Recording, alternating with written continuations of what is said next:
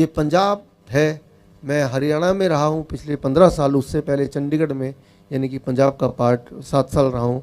तो दूध आपके जीवन का अभिन्न पार्ट है, ये मुझे अच्छी तरह से पता है, लेकिन उसके बावजूद भी मैं आपको कुछ बातें बताना चाहूँगा। इंसान ही एक ऐसा जानवर है जो जीवन भर दूध पीता है। इंसान ही एक ऐसा जानवर है जो दूसरे जानवर का दूध पीता है। कोई और जानवर किसी और जानवर का दूध नहीं पीता है। आपने देखा होगा शेर गाय का शिकार करता है, कभी आपने देखा शेर ने गाय को पकड़ लिया, गाय का दूध पी रहा है? मैं ये बोलना चाह रहा हूं कि दूध एक नेचुरल फूड नहीं है। गॉड ने दूध बनाया है उस जानवर के बच्चे के लिए, आपके लिए नहीं बनाया है, उस जानवर के बच्चे के लिए। कई लोग बोलते हैं लेकिन डॉक्टर साहब गाय का दूध तो बड़ा न्यूट्रिशियस होता है। गाय का दूध न्यूट्रिशियस होता है, लेकिन गाय के बछड़े के लिए भाई, आपके लिए नहीं। इसको जरा समझने की कोशिश कीजिए, क्योंकि हम सब बचपन से दूध पीते आए हैं, मैं भी उनमें शामिल हूं, इसलिए ये सारी बातें थोड़ा हजम होना मुश्किल है। क्योंकि कई बार लोग बोलते हैं मुझे, भाई दूध क्यों पीना चाहते हो, हड्डियां मजबूत होंगी। फिर मैं पूछता हूं हड्डियां कैसे मजबूत होंगी? कैल्शियम मिलता है। आप देखेंगे कि कोई एक अनपढ़ आदमी भी कैल्शियम मिलता है ये पता है उसको, वो कोई किताब में नहीं लिखा, वो टीवी में जो एडवर्टीजमेंट आता है उससे उसको पता है कि कैल्शियम मिलता है। तो इसका मैं जवाब देता हूं, कभी अपने गधे की हड्डी देखी आपने? क्या लगता है आपको, मजबूत है कि वो नरम खराब सा है? मजबूत। अच्छा, आपने गाय की हड्डी तो देखी होगी, वो हड्डी कैसी है? मजबूत। मजबूत है। अच्छा, हाथी की हड्डी के बारे में क्या ख्याल है? बहुत मजबूत, बहुत मजबूत है। तो क्या आपको लगता है कि गाय, हाथी, गधा वो भर भर के दूध पीता होगा और हड्डियों को मजबूत करता होगा?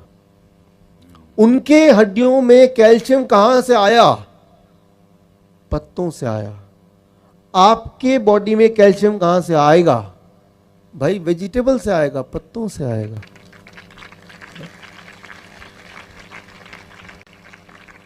अच्छा, एक एक्सपेरिमेंट करके देखते हैं, आप मेरी बात मत मानिए, एक एक्सपेरिमेंट करके देखते हैं।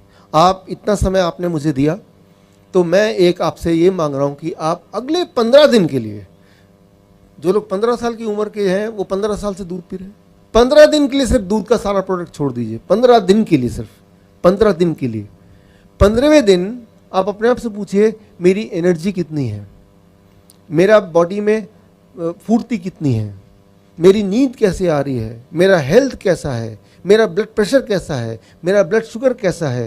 राइट, आप सबका आंसर पॉजिटिव मिलेगा। 15 दिन अगर छोड़ देंगे तो उतने में पता चल जाएगा। एक और एक्सपेरिमेंट कीजिए, एक और एक्सपेरिमेंट। आजकल छोटे बच्चों में डायबिटीज होता है, आपको पता ही है, डायबिटीज टाइप 1 बोलते हैं। मेरी ज़्यादातर रिसर्च डायबिटीज टाइप 1 में है, छोटे बच्चों में। 2 साल का बच्चा, 5 साल का बच्चा, 10 साल का बच्चा इंसुलिन लगाते हैं, बहुत दुख होता है। जितनी बार खाना खाएंगे उतनी बार इंसुलिन लगाना पड़ेगा।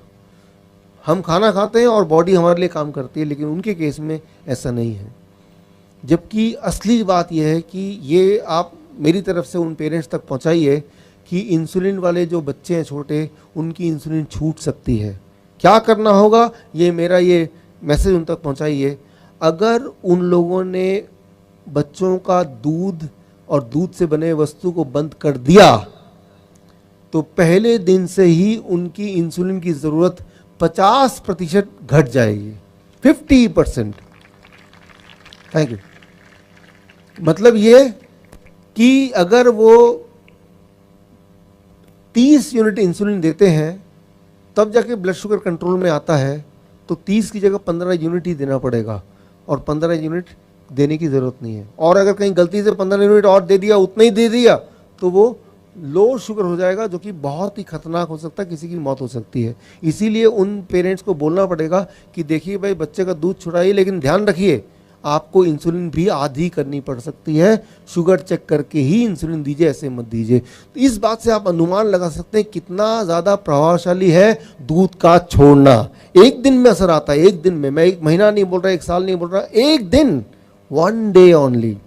लेकिन कभी किसी डॉक्टर के पास जाएंगे, छोटा बच्चा जाता है, तो वो कभी नहीं बताएंगे कि भाई दूध छुड़ा दो, आपका शुगर छूट जाएगा। वो बोलते हैं दूध डबल कर दो, इंसुलिन 4 गुना बढ़ा दो। राइट, तो आपको जान के हैरानी होगी, डायबिटीज़ के 10 पेशेंट में से हर तीसरा पेशेंट इंसुलिन लेता है। Every third patient take insulin. और दुनिया में इंसुलिन बनाने की कितनी कंपनियां हैं? सिर्फ 3 कंपनियां, यूएस की, जर्मन की, 3। वो पूरे दुनिया के इंसुलिन को चला रहे हैं, 3 कंपनीज। 90% मार्केट उनके कब्जे में है। ज़रा सोचिए, अगर वो तीनों कंपनी एक दिन फैसला कर ले, आज से हम इंसुलिन नहीं बनाएंगे, क्या होगा? जो लोग इंसुलिन लेते हैं उनका क्या होगा? दिमाग में बात आ रही है, वो तो मर जाएंगे। क्या आपको पता है अभी इंसुलिन लेने की वजह से कितनी % मौत है? कितने प्रतिशत लोग मरते हैं? 7%, 7%। मैं ये बोलना चाह रहा हूँ यहाँ पे कि ये दवाई, ये इंसुलिन, ये सब की वजह से उन्हीं को फ़ायदा होता है जो उसको बेच रहे हैं। जो लगा रहे हैं उनको कोई फ़ायदा नहीं है, उनको नुकसान ही नुकसान है। किन चीज़ों को नहीं खाना है? नंबर 1, पैक्ड फूड नहीं खाना है, बिल्कुल छोड़ दीजिए। बिस्किट है, ब्रेड है, रस्क है, चिप्स है, छोड़ दीजिए। वो पैकिंग वाली चीज़ों को पैकिंग में ही रहने दीजिए, निकालने की ज़रूरत ही नहीं है उसको, पहली बात। और इसके अलावा दूध और दूध के प्रोडक्ट, उसको नहीं छूना है। 15 दिन के लिए एक्सपेरिमेंट करके देख लीजिए, 15 डेज ट्रायल। 15 साल से आपने दूध पिया, 15 डेज ट्रायल। एनिमल फूड छोड़ दीजिए।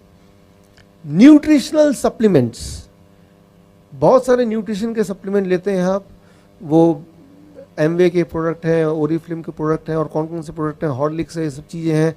हमें ये लगता है कि इसकी अगर नहीं लेंगे तो हमारी बॉडी की जो न्यूट्रिशन की पूर्ति वो नहीं होगी। मैं आपको उदाहरण देके बताता हूँ कि ये जब आप खाते हैं तो बॉडी में एग्जैक्टली ये काम कैसे करता है साइंटिफिक एंगल से। जब भी आप वो DIP डाइट यानी कि फ्रूट्स एंड वेजिटेबल जब खाते हैं, उसके अंदर का जो न्यूट्रिशन है उसका जो साइज़ है सेल्स के दरवाजे के साइज से बड़ा होता है। तो जो फ्रूट्स एंड वेजिटेबल का जो न्यूट्रिशन है वो फोल्ड होके वो सेल के दरवाजे के अंदर जाते हैं और फिर जाके वहाँ काम करते हैं। अब जब आप कोई न्यूट्रिशनल टैबलेट लेते हैं, कोई कैप्सूल लेते हैं, कोई टॉनिक लेते हैं, लेकिन वो फोल्ड नहीं हो सकता है। जब भी आप कोई न्यूट्रिशन सप्लीमेंट लेते हैं, कोई टॉनिक लेते हैं, कोई टैबलेट लेते हैं, कोई पाउडर लेते हैं, वो बॉडी में जाता है। बॉडी में काम करने से पहले आपके बॉडी के सेल्स के दरवाजे को थोड़ा डैमेज करता है, उसके बाद ही काम करता है। तो इस तरह के न्यूट्रिशन टैबलेट को भी, टॉनिक को भी आपको बंद करना होगा। उसको उठा के फेंक दीजिए। जानवरों को भी मत दीजिए, वो भी बीमार पड़ जाएंगे। उसको किसी को मत दीजिए, डस्टबिन में फेंकिए।